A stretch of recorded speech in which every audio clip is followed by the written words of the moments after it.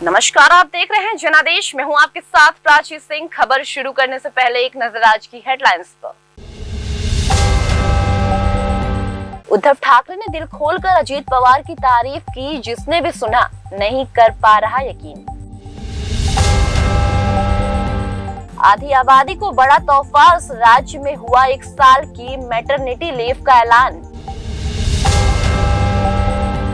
अविश्वास प्रस्ताव के बाण झेल नहीं पाए 3 प्रधानमंत्री, छोड़नी पड़ी थी गद्दी। हंगामे के कारण लोकसभा स्थगित, मणिपुर मुद्दे पर पीएम के बयान को लेकर अड़ा विपक्ष। धांगधार जीआईडीसी के पास दुर्घटनाग्रस्त एक अधेड़ उम्र के व्यक्ति को गंभीर हालत में 108 के माध्यम से सरकारी अस्पताल ले जाया गया।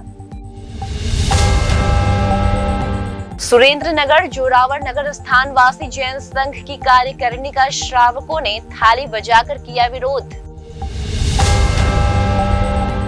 अब समाचार विस्तार से। नवंबर 2019 से जून 2022 तक एमवीए सरकार का नेतृत्व करने वाले उद्धव ठाकरे ने पिछले सप्ताह यहां पवार के कार्यालय में उनसे मुलाकात की थी। पवार राष्ट्रवादी कांग्रेस पार्टी में बगावत करने के बाद 2 जुलाई को एकनाथ शिंदे सरकार में उप मुख्यमंत्री बने थे। शिवसेना अध्यक्ष उद्धव ठाकरे ने महाराष्ट्र के उप मुख्यमंत्री अजीत पवार की जमकर तारीफ की है। उन्होंने एक इंटरव्यू में पवार की तारीफ में खूब बातें की और कहा कि वो एक ईमानदार तथा कुशल प्रशासक हैं। साथ ही कहा कि जब वह पूर्ववर्ती महाविकास अघाड़ी सरकार का हिस्सा थे तो उन्होंने अपने विभाग को अच्छी तरह से संभाला था।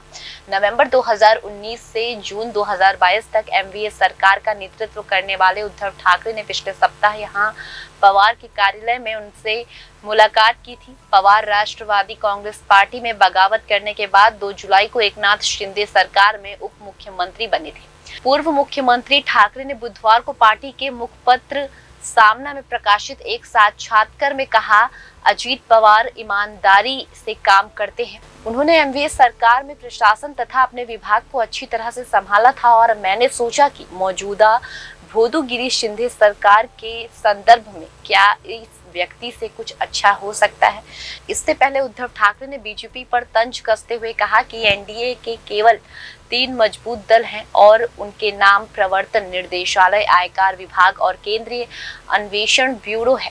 ठाकरे ने सामना में छपे अपने इंटरव्यू की मणिपुर में जाति हिंसा को लेकर भी केंद्र सरकार की आलोचना की और कहा कि प्रधानमंत्री नरेंद्र मोदी पूर्वोत्तर राज्य का दौरा तक करने के लिए तैयार नहीं है। ठाकरे ने भाजपा नीति राजग की हालिया बैठक का परोक्ष संदर्भ देते हुए दावा किया कि जब चुनाव नजदीक आते हैं तो सरकार भाजपा के लिए राजग सरकार होते हैं, लेकिन चुनाव के बाद ये मोदी सरकार बन जाते हैं। एनडीए के 38 घटक दलों के नेताओं ने पिछले सप्ताह दिल्ली में मुलाकात की थी।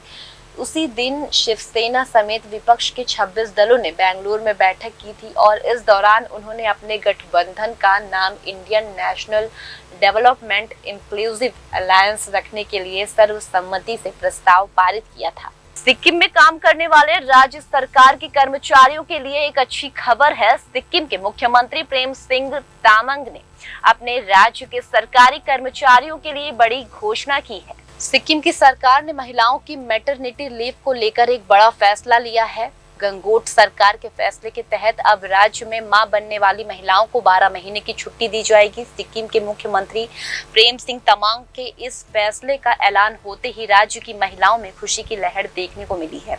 मुख्यमंत्री तमांग ने बताया कि जल्द ही इसे लेकर नियम में बदलाव किया जाएगा और राज्य में इस योजना को लागू करेंगे, जिससे राज्य की हजारों महिलाओं को फायदा होगा। सिक्किम के मुख्यमंत्री प्रेम सिंह तमांग ने बुधवार को घोषणा की कि उनकी सरकार अपने कर्मचारियों को 12 महीने की मातृ अवकाश और 1 महीने की पितृ अवकाश देगा।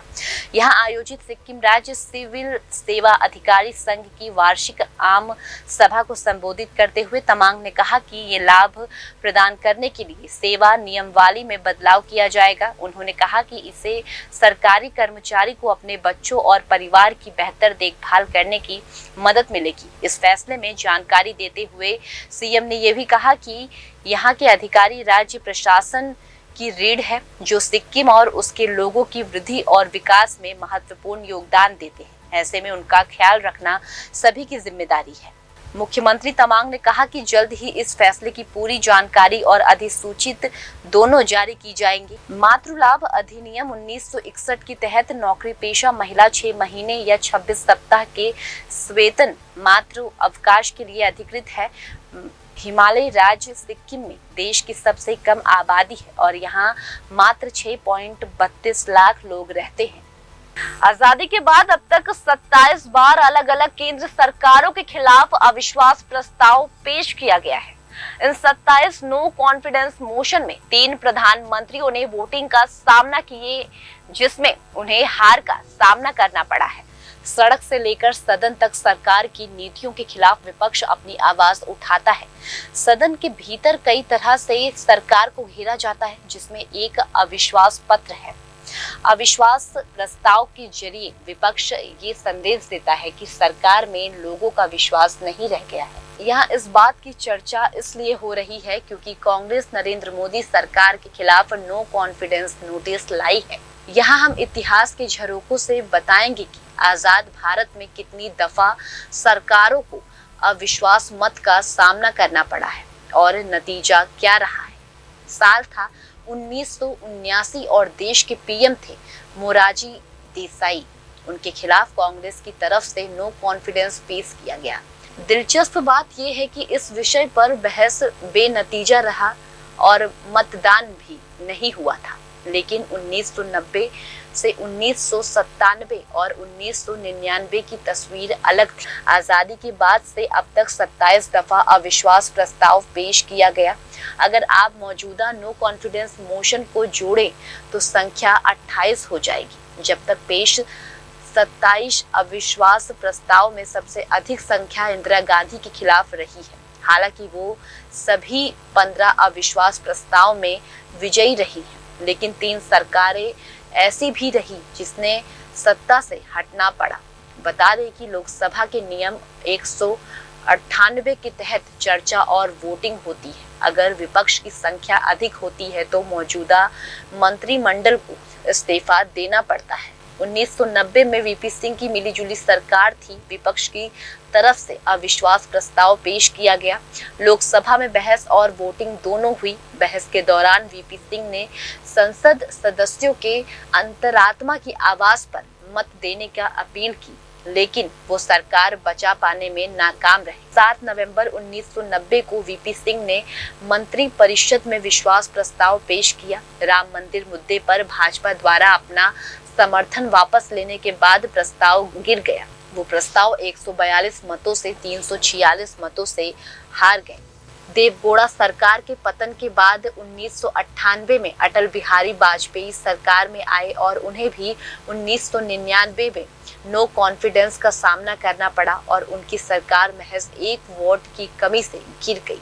1998 में सत्ता में आने के बाद अटल बिहारी वाजपेयी ने विश्वास प्रस्ताव पेश किया था, जो 17 अप्रैल 1999 को अखिल भारतीय अन्ना द्रविड़ मुनेत्र कड़गम की वापसी के कारण 1 वोट से हार का सामना करना पड़ा। मानसून सेशन का आज का दिन हंगामे की भेंट चढ़ा सकता है। विपक्ष लगातार मणिपुर हिंसा पर पीएम मोदी के संसद में बयान पर अड़ा हुआ है। फिलहाल दोपहर 2 बजे तक लोकसभा की कार्यवाही स्थगित कर दी गई है। मणिपुर के मुद्दे पर विपक्ष केंद्र सरकार पर हमले लगातार जारी रख रही है। आज सदन में विपक्षी दल इंडिया गुट के सभी सांसद मणिपुर मुद्दे पर सरकार के खिलाफ विरोध जताने के लिए संसद में काले कपड़े पहनकर पहुंचे। हालांकि हंगामे के कारण आज भी लोकसभा दोपहर 2 बजे तक के लिए स्थगित करनी पड़ी। मणिपुर पर संसद में हंगामा लगातार बढ़ता ही जा रहा है। बीते कई दिनों से मणिपुर में हुई हिंसा को लेकर सदन में विपक्ष और केंद्र आमने सामने हैं। हर दिन इतना हंगामा हो रहा है कि सदन की कार्यवाही चलना मुश्किल हो रही है। इस बीच अब विपक्ष काले कपड़े पहनकर मणिपुर हिंसा को लेकर केंद्र का विरोध कर रहा है। सदन में मणिपुर मुद्दे पर बयान नहीं देने के विरोध में इंडिया के सभी सांसदों को काले कपड़े पहनकर आने के लिए कहा गया था। विपक्ष अक्सर विभिन्न मुद्दों पर सरकार के खिलाफ अपना विरोध दर्ज करने के लिए काले कपड़े पहनता है। विपक्ष मांग कर रहा है कि इस मामले पर बहस शुरू होने से पहले मोदी संसद में मणिपुर मुद्दे पर बयान दे। विपक्ष और सत्ता पक्ष के सदस्यों के नरम नहीं पड़ने से दोनों सदनों में गतिरोध की स्थिति बनी है। 20 जुलाई से शुरू हुआ मानसून सत्र 11 अगस्त को समाप्त होने वाला है। 3 मई को मणिपुर में जाति हिंसा भड़काने के बाद 160 से अधिक लोगों की जान चली गई और कई सैकड़ों घायल हो गए। बता दें कि राज्यसभा में कांग्रेस के मुख्य सचेतक ने 3 पंक्तियों वाला व्हिप जारी करते हुए राज्यसभा के अपने सभी सांसदों को सदन में मौजूद रहने का निर्देश जारी किया है। राज्यसभा में सरकार को घेरने के लिए कांग्रेस ने अपनी तैयारी तेज कर ली है। लोकसभा के बाद अब कांग्रेस ने राज्यसभा में अपने सभी सांसदों को व्हिप जारी किया है। आज राज्यसभा में बहुत महत्वपूर्ण मुद्दे पर चर्चा होनी है। दरअसल केंद्र सरकार दिल्ली में अधिकारियों की पोस्टिंग और ट्रांसफर को लेकर अध्यादेश लाने की तैयारी लगभग कर चुकी है और कांग्रेस ने वादा किया था कि वो आम आदमी पार्टी का इस मुद्दे पर समर्थन करेगी। ऐसे में पार्टी ने अपने सभी सांसदों को सदन में मौजूद रहने को कहा है। इससे पहले बुधवार को कांग्रेस ने लोकसभा में भी सभी सांसदों को कार्यवाही के दौरान मौजूद रहने का निर्देश दिया था। दूसरी तरफ मणिपुर के मुद्दे पर विपक्ष ने लोकसभा में केंद्र सरकार के खिलाफ अविश्वास प्रस्ताव पेश किया है। हालांकि बहस का समय तय नहीं हुआ है। स्पीकर ओम बिरला ने कहा कि सभी दलों से बातचीत के बाद समय तय किया जाएगा। मणिपुर के मुद्दे पर विपक्ष ने लोकसभा में केंद्र सरकार के खिलाफ अविश्वास प्रस्ताव पेश किया है। कांग्रेस सांसद गौरव गोगोई ने संसद में प्रस्ताव रखा और 50 से ज्यादा विपक्षी सदनों ने इसका समर्थन किया। सुरेंद्रनगर जिले में धांगधरा सुरेंद्रनगर रोड पर जीआईडीसी के पास एक अधेड़ उम्र का व्यक्ति गंभीर हालत में बेहोश पड़ा हुआ था। लोगों ने 108 पर कॉल किया और उसे तुरंत धांगधरा सरकारी अस्पताल ले जाया गया। जब व्यक्ति की पहचान नहीं हुई तो उपस्थित डॉक्टर ने धांगधरा सिटी पुलिस को सूचित किया। पुलिस तुरंत अस्पताल पहुंची और धांगधरा सिटी पुलिस ने गंभीर हालात में व्यक्ति को बेहोश पाया। जय के साथ बलवंत सिंह और धर्मेंद्र सिंह को इलाज के लिए सुरेंद्रनगर के सीयू शाह अस्पताल में ले जाया गया। जब पुलिस ने जांच की ये व्यक्ति कौन है और कहां का रहने वाला है तो पता चला कि ये व्यक्ति एक जीसीबी ऑपरेटर है और इसका नाम गुड्डू कुमार है। और जब उसके भाई को सूचित किया गया तो धांगधरा सिटी पुलिस बलवंत सिंह और धर्मेंद्र सिंह ने एक मिसाल कायम की।